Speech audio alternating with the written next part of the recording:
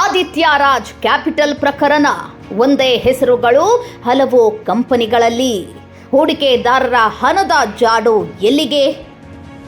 ಸಾವಿರಾರು ಹೂಡಿಕೆದಾರರ ಹಣ ಸಂಗ್ರಹಿಸಿ ವಂಚನೆ ನಡೆಸಿರುವ ಆರೋಪ ಎದುರಿಸುತ್ತಿರುವ Aditya Raj capital private limited ಪ್ರಕರಣದಲ್ಲಿ ಹೊಸ ಮಾಹಿತಿ ಹೊರಬರುತ್ತಿದೆ.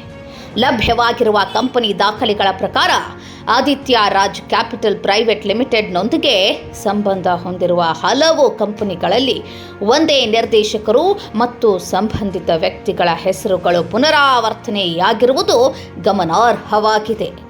ಆದಿತ್ಯ ರಾಜ್ ಕ್ಯಾಪಿಟಲ್ ಪ್ರೈವೇಟ್ ಲಿಮಿಟೆಡ್ನಲ್ಲಿ ಬಲರಾಜ್ ರೋಹಿದಾಸ್ ಮಾನೆ ಮತ್ತು ಲಲಿತಾ ಬಲರಾಜ್ ಮಾನೆ ಪ್ರಮುಖ ಹೆಸರುಗಳಾಗಿದ್ದು, ಇದೇ ಇಬ್ಬರು Aditya Raj securities private limited ಹಾಗೂ Aditya Raj global commodities private limited ಕಂಪನಿಗಳಲ್ಲಿಯೂ ನಿರ್ದೇಶಕರಾಗಿ ಕಾಣಿಸಿಕೊಂಡಿದ್ದಾರೆ.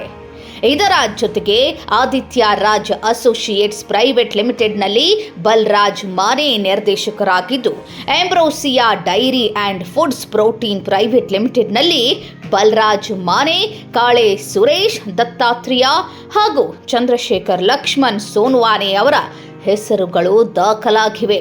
ಇದೇ ಚಂದ್ರಶೇಖರ ಲಕ್ಷ್ಮಣ್ ಸೋನ್ವಾನೆ ಅವರು Nandeshi agrotech industries, Gangamai Goras milk and product ಹಾಗೂ RS dairy food India private limited ಕಂಪನಿಗಳೊಂದಿಗೂ ಸಹ ಸಂಪರ್ಕ ಹೊಂದಿರುವುದು ದಾಖಲೆಗಳಿಂದ ತಿಳಿದು ಬಂದಿದೆ.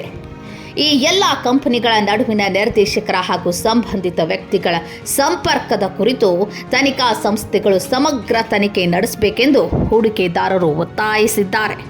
ವಿಶೇಷವಾಗಿ ಬೆಳಗಾವಿ, ದಾಂಡೇಲಿ, ಹಳಿಯಾಳ ಸೇರಿದಂತೆ ಕರ್ನಾಟಕದ ವಿವಿಧ ಭಾಗಗಳ ಹಾಗೂ ಮಹಾರಾಷ್ಟ್ರ, ಗುಜರಾತ್ ಮತ್ತು ರಾಜಸ್ಥಾನ ರಾಜ್ಯಗಳ ಹೂಡಿಕೆದಾರರು ಈ ಜಾಲದಲ್ಲಿ ಸಿಲುಕಿರುವ ಶಂಕೆ ವ್ಯಕ್ತವಾಗಿದೆ.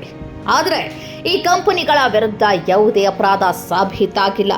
ತನಿಖೆ ಪೂರ್ಣಗೊಂಡ ನಂತರವೇ ಅಂತಿಮ ಸತ್ಯ ಹೊರಬರಬೇಕಿದ್ದು, ಸಂಬಂಧಿತ ಸಂಸ್ಥೆಗಳ ಹಣಕಾಸು ವ್ಯವಹಾರಗಳ ಕುರಿತು ಅಧಿಕಾರಿಗಳು ಪರಿಶೀಲನೆ ನಡೆಸಬೇಕಿದೆ ಎಂದು ಸಾರ್ವಜನಿಕರು ಆಗ್ರಹಿಸಿದ್ದಾರೆ. Vinod Kolkar, KMM news, Belagavi.